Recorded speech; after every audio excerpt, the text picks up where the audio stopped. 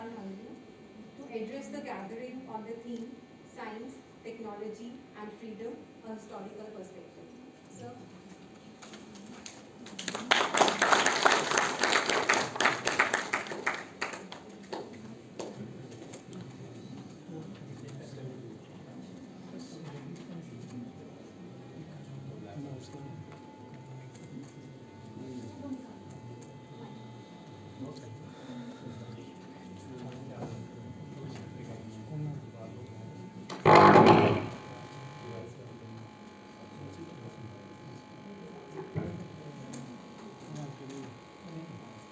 Our most esteemed Professor Kamlesh Abroad, he head Department of Computer Sciences.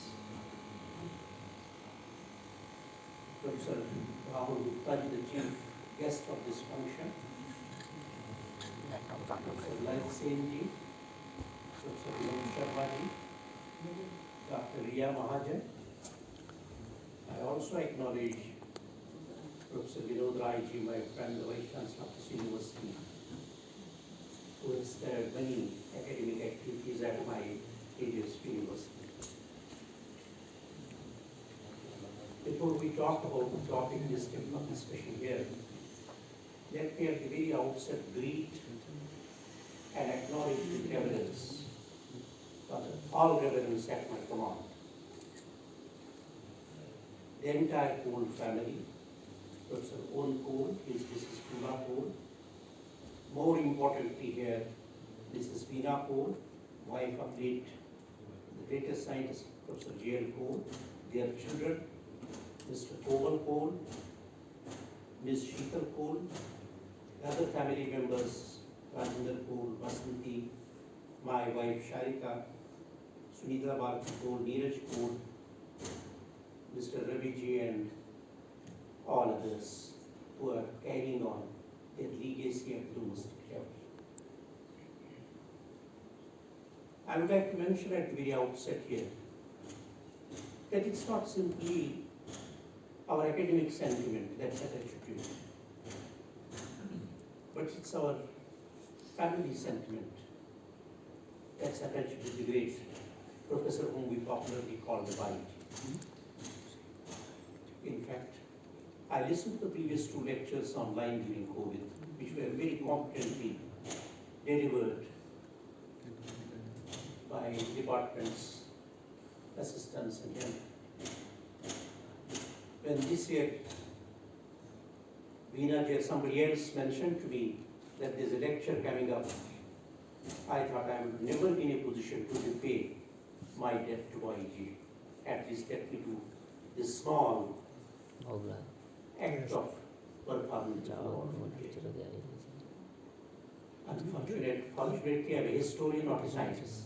Though I have a book on history of science and technology in India, I immediately jumped on the idea and thought that the young minds here who deal with machines all the 24 hours will be in a position to keep away the monotony that they undergo sometimes. And therefore, I give them a bit of history of this technology, which was very close to the heart of great White. Professor Girdharila Kohl, popularly known as YG, was one of the best known computer scientists of our country and known to be a truly innovative and personality.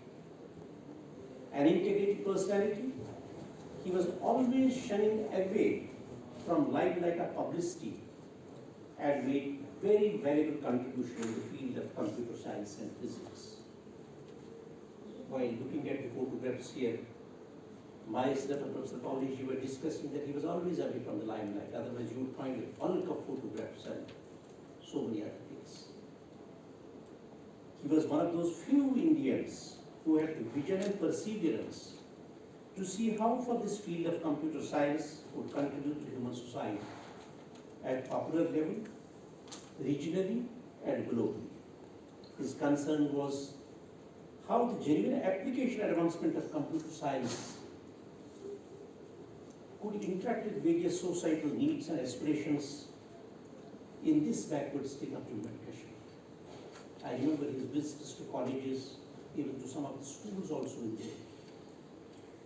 Professor Girdhar Kaul was a scientist of modern age with great intellectual power and analytical skill and enjoyed the genuine national and world renown. Apart from laboratory, classroom teaching and research, he devoted a great deal of his time to comprehend societal concerns, aspirations, and challenges, and would often emphasize that if science has to make advancement, it cannot do so without grasping the ideas of brilliant minds who build upon the ideas of their predecessors as we did. And the historicity of scientific tradition. He was insightful champion of students. With these words, I begin what I want to place before this audience. On this occasion, it's this argument of Professor Kaul that rankles in my mind. While taking the risk of volunteering myself to present some of my thoughts on science, technology, and freedom, why do I bring in freedom in science and technology? Through the lens of a historian.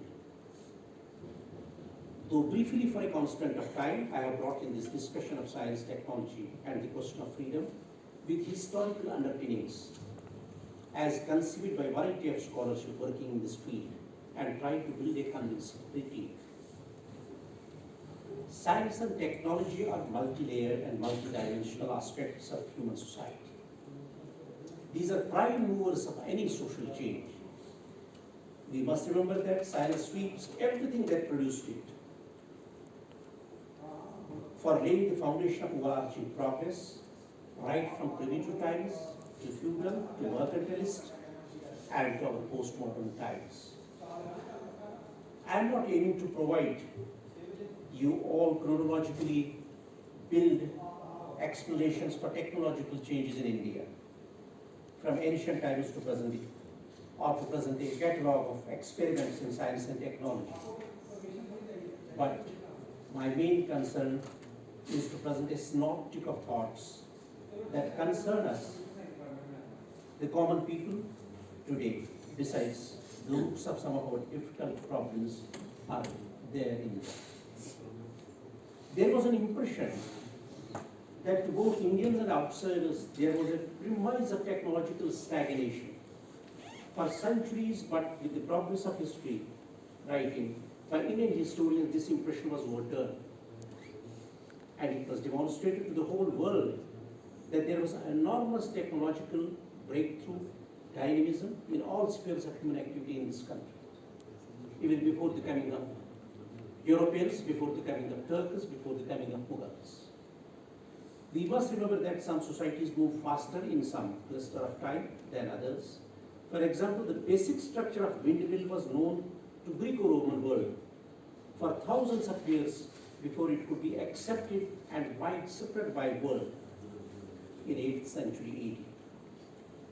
The same way the watermill from 5th century AD, which relieved service from feudal era and also from urbanization in Western Europe.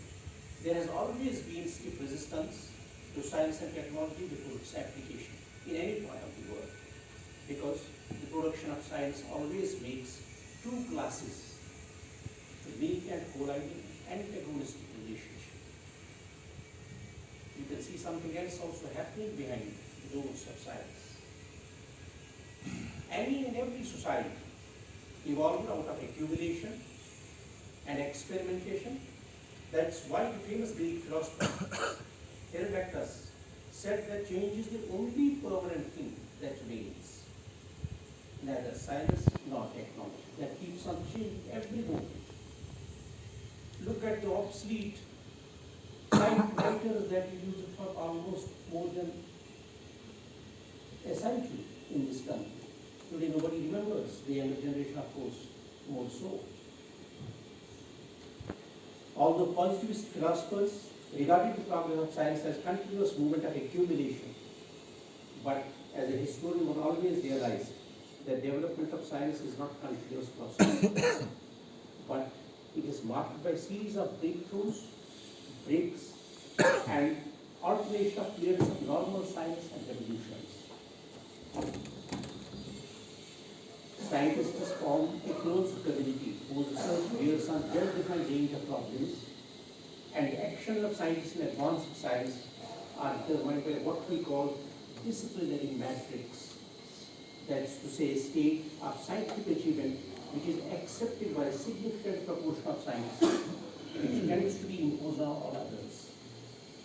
In early antiquity, when the barbarians overran those cultures of ancient East because they were unable to establish settlements because of lack of settled agriculture.